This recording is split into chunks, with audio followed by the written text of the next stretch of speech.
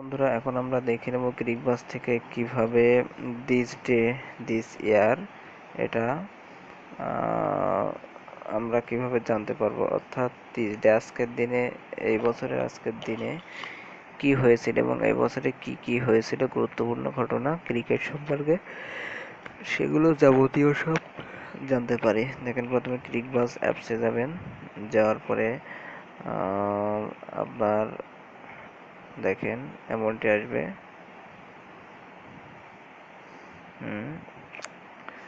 এখানে ক্রিকবাস লেখায় ক্লিক করবেন। দেখেন হিস্ট্রি, এর ভিতরে এখানে আছে দিস ডে ড্যাট ইয়ার, এটা ক্লিক করবেন। ক্লিক করার পরে দেখেন, অর্থাৎ দিস ডে ড্যাট ইয়ার এই বছরের, অর্থাৎ 18ই জুন 1983 সালে এদিন কি হয়েছিল। Kapil Dev master class. কপিল দেব ছিলেন ইন্ডিয়ার ক্যাপ্টেন। ওনার সাথে কি হয়েছিল সেটা আমরা দেখব।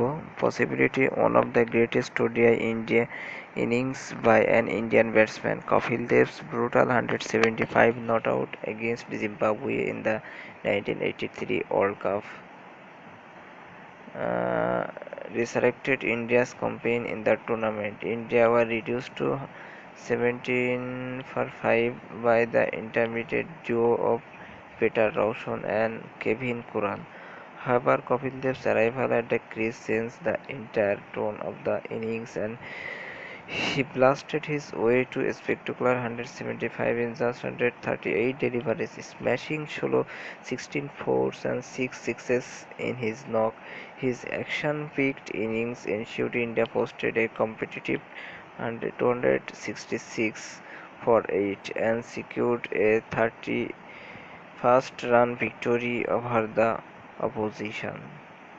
এভাবে আমরা একটি দিনের সবচেয়ে গুরুত্বপূর্ণ ঘটনাকে দেখতে পারি। দেখেন পরবর্তীতে 17ই জুন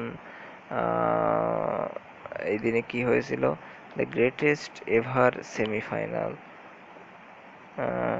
এটা আমরা দেখতে পাচ্ছি। তার আগে 16ই জুন কি হয়েছিল দেখেন, আছে the first finalist of 1999 world cup.